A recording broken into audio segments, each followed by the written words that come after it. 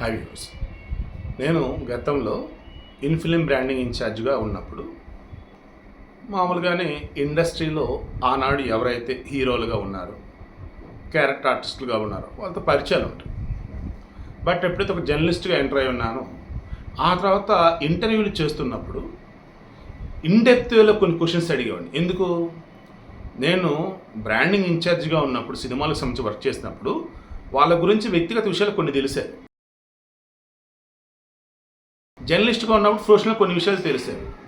వాళ్ళతో సందర్భం వచ్చినప్పుడు ఇంటర్వ్యూ చేసినప్పుడు అన్ని మిక్స్ చేసి అడిగేవాడు. అలా నేను ఇంటర్వ్యూ చేసిన వారిలో అండి సుమన్ గారు సీరియస్లీ సింప్లీ సూపర్ అన్నాడు. రామాయణ స్టూడియోలో సమేత సినిమా షూటింగ్ నడుస్తూ ఉంది. ఆయన ఇంటర్వ్యూ వచ్చేసి అక్కడికి రమ్మని చెప్పినట్టుగా ఉన్నారు. నేను ఫ్రీలాన్స్ ఇంటర్వ్యూ చేసినప్పుడు అక్కడికి వెళ్ళాను. సరే, ఆయన క్యారవాన్లో ఉన్నారు. సరే ఫ్రీ అయ్యారు, రమ్మన్నారు. లోపలికి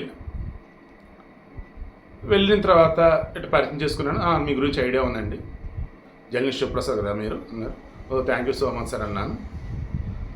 మీ మీద కూడా సిఐడి వాళ్ళు వచ్చేది కేసు అయితే నమోదు చేశారని అంటే అదేమైంది, జస్ట్ స్టేట్మెంట్ అండి, వెళ్ళాను, స్టేట్మెంట్ ఇచ్చేసి వచ్చాను అని చెప్పాను. ఎందుకంటే చంద్రబాబు గారు కానీ లోకేష్ కానీ నా గురించి వాళ్ళు ట్వీట్లు చేయటం, అసలు అతను ఎందుకు మీరు తీసుకెళ్ళి ఉన్నారు, అసలు అతను ఏం తప్పు చేశాడు ఏంటని, అండ్ టీవీలో లైవ్లు రావటం ఇవన్నీ జరిగి ఉన్నాయి. సో అప్పుడు ఇక మరి ఇంటర్వ్యూకి చేద్దాం అనుకున్నప్పుడు జనరల్గా ఏ క్వశ్చన్ అడుగుతారు ఏంటంటే అని అన్నారు. అప్పుడు నేను చెప్పాను, మీ సినీ కెరీర్ నుంచి కాకుండా మీ చిన్నప్పటి నుంచి నేను తీసుకుంటానండి, అప్పటి నుంచి ఇప్పటివరకు నేను తీసుకుంటా, maximum 1 hour, minimum ½ hour, that means ½ hour to 1 hour మధ్య ఇంటర్వ్యూ క్లోజ్ చేస్తానండి అన్న. దెన్ ఆయన సరే అన్నట్లయితే అన్నప్పుడు నేను ఇదిగో ఈ స్టేజ్లో పెడితే ఈ స్టేజ్లో పెడితే అని చెప్పేసి అంటున్నప్పుడు ఆయన ఒక మాట అన్నారు. ఏదైతే నా మీద కేసు అంటూ ఇష్యూ అయ్యి ఉందో అది కాకుండా రిమైనింగ్ వాటికి వెళ్ళండి అన్నారు. అప్పుడు నేను అన్నా, సార్ నేను జస్ట్ నార్మల్గా టచ్ చేస్తాను, ఇండెత్తులు వెళ్ళండి అన్నా. ఓకేనండి అన్నా. 1 by 1 అడుగుతున్నానండి. ఈ టాపిక్ వచ్చేసరికి నాకు తెలియకుండా నాలో ఉన్న జర్నలిస్ట్ ఏం చేశాడు, ఇన్డెప్త్లోకి వెళ్ళిపోయాడు. పాపం ఆయన ఇబ్బంది పడతారేమో అనుకున్నా, ఆపండి క్వశ్చన్స్, లేదంటే అప్పుడు సమాధానం ఆపండి, లైట్ కెమెరా ఆపాయని చెప్పేసి అంటాడేమో అనుకున్నా. అనలా, సమాధానం చెప్పాడు. అరౌండ్ ఒక 10 నిమిషాలు దాదాపు అడితిప్పి ఆ టాపిక్ చుట్టూతోనే అడిగాను. అతను నాకే అనిపించింది, ఎందుకు అసలు ఎట్టి అడిగాను నేను అనిపించింది. కానీ ఆ తర్వాత ఆ ఇంటర్వ్యూ చూసిన వాళ్ళంతా కూడా సుమన్ గారిని చాలా మెచ్చుకున్నారు. అప్పుడు నాకు అనిపించింది, అమ్మయ్య గుడ్, ఫైనల్లీ నేను ఇంటర్వ్యూ చేసిన అడిదిప్పి అడిగినా ఆయనకి కాంప్లిమెంట్స్ వచ్చాయి. మీ యొక్క క్యారెక్టర్ ఎంత గొప్పది మాకు అర్థమైంది అంటున్నారు. అండ్ అవతల వాళ్ళు రెచ్చగొట్టేలాగా అడిగినా, మిమ్మల్ని ఇబ్బంది పెట్టేలాగా అడిగినా మీరు వ్యవహరించిన విధానం చాలా గొప్పగా ఉంది. నీతి నిజాయితీతో ఉండే వాళ్ళు ఇదిగో ఇలాగే ఉంటారు మీలాగా అని కామెంట్లు కొన్ని వచ్చినప్పుడు అమ్మయ్య, నేను ఏదైతే చెప్పదలుచుకున్నా ఆయన గురించి జనానికి అర్థమైందిరా అనుకున్నా. ఎగ్జాక్ట్గా ఇప్పుడు సుమను అగైన్ మరలా he proved himself as eminent person in this film ఇండస్ట్రీని ప్రూవ్ చేసుకున్నారండి. మామూలుగా సినిమాల్లో నటించి రాజకీయాల్లోకి వెళ్ళిన వాళ్ళల్లో ఎంతమంది నిలదొక్కున్నారు ఏంటి అన్నప్పుడు ఆబ్వియస్లీ ఎన్టీ రామారావు గారు, ఎంజీఆర్ గారు, కళానిధి గారు, కరుణానిధి, ఇటు వచ్చేసి చూసుకున్నప్పుడు జయలలిత, ఇక మన దగ్గర ఎవరు ఏంటి అన్నప్పుడు కృష్ణ గారు అంతా ఎంపీ అయినారు. బట్ 2-3 సంవత్సరాలకే మరలా ఎన్నికలు రావడం, ఆ తర్వాత ఓడిపోవడం జరిగింది. ఒక సత్యనారాయణ, ఇంక నెంబర్ ఆఫ్ ఉన్నారు. బట్ మెయిన్ హైలైట్ అయ్యేదోరండి ఇప్పుడున్న వారిలో బాలకృష్ణ, పవన్ కళ్యాణ్, ఇంకెవరు, ఇంక వెతకాలి అమ్మ.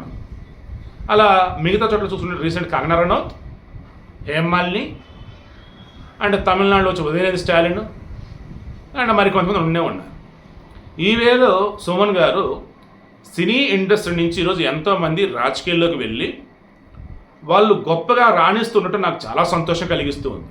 అయితే సినీ ఇండస్ట్రీ నుంచి రాజకీయాల్లోకి వచ్చారు అనగానే వారి మీద ఏదో ఒక నిందలు వేద్దాం, వారిని ఏదో ఒక విధంగా బ్లేమ్ చేద్దామని కొంతమంది ప్రవర్తిస్తున్న విధానం, వాళ్ళు చేస్తున్న కామెంట్లు చాలా చాలా చిరాకు, ఎంబారసింగ్ అనిపిస్తూ ఉన్నాయి. పవన్ కళ్యాణ్ గురించి ఒక రోజా కావచ్చు, వైసీపీలు వచ్చి చాలా చాలా నీచమైన దారుణమైన కామెంట్లు చేశారు. పవన్ కళ్యాణ్ ముగ్గురిని కాకపోతే 30 మందిని చేసుకుంటాడు. వాళ్ళేమన్నా వచ్చి మిమ్మల్ని హెల్ప్ అడిగారా? వాళ్ళేమన్నా పవన్ కళ్యాణ్ మీద కంప్లైంట్ చేశారా?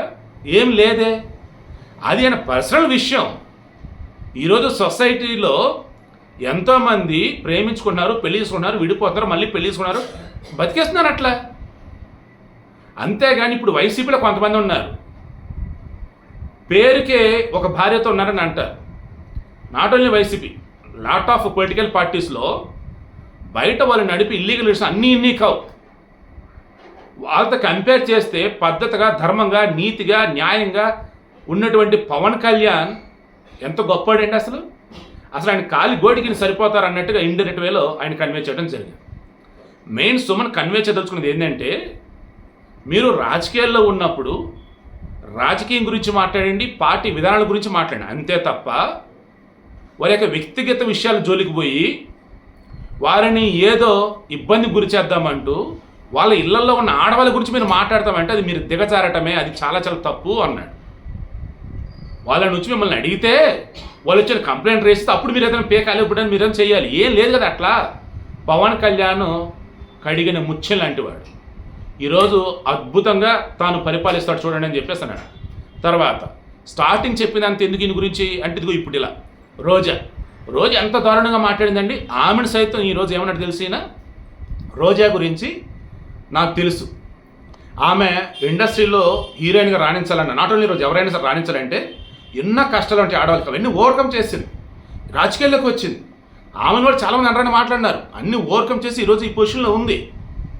సో ఆమెను కూడా ఎవరైనా తక్కువ చేసి మాట్లాడితే కూడా కరెక్ట్ కాదని చెప్పేసి అన్నాడు. నెక్స్ట్ రజనీకాంత్ గారు ఎన్టీ రామారావు గారితో ఆయనకున్న సాన్నిహిత్యం కొద్దీ ఎన్టీ రామారావు శత జయంతి ఉత్సవాలకు సంబంధించి విజయవాడలో ఒక సభ లాంటిది పెడితే ఆడకు వచ్చి ఎన్టీ రామారావు గారితో ఈయనకున్న సాన్నిహిత్యం ఏంటి అండ్ చంద్రబాబు గారితో ఈయనకున్న ఫ్రెండ్షిప్ ఏంటి, ఈ విషయాలన్నీ కూడా ఆయన మాట్లాడుతూ ఉంటే ఆ విషయాలని ఏదో వైసీపీ వాళ్ళు బూతులు అన్నట్టుగా క్రియేట్ చేసి రజనీకాంత్ గారికి డైలాగులు రావన్నట్టు, స్క్రిప్ట్ ఏది ఇస్తా చూసి చెప్పాడు అన్నట్టు, ఆయనకి అసలు హెల్త్ బాగోదన్నట్టు, అసలు ఎంత నీచగా అంటే ఘోరంగా అంటే బురదలో పందులు కూడా ఆ రకంగా అనవరా బాబు. అసలు నీచం అన్నమాట, అంత ఘోరంగా. ఈరోజు సుమన్ అదే అంటున్నాడు. అసలు ఏమన్నా అసలు అర్థం ఉందా, సెన్స్ ఉందా, బుర్రా బుద్ధి జ్ఞానం ఉన్నాయా? అలా మాట్లాడతారు రజనీకాంత్ గురించి. సో ఇప్పటికైనా రాజకీయ నాయకులు అన్న వాళ్ళు ఎవరైతే ఉన్నారో మీరు పరిపాలన చేయండి.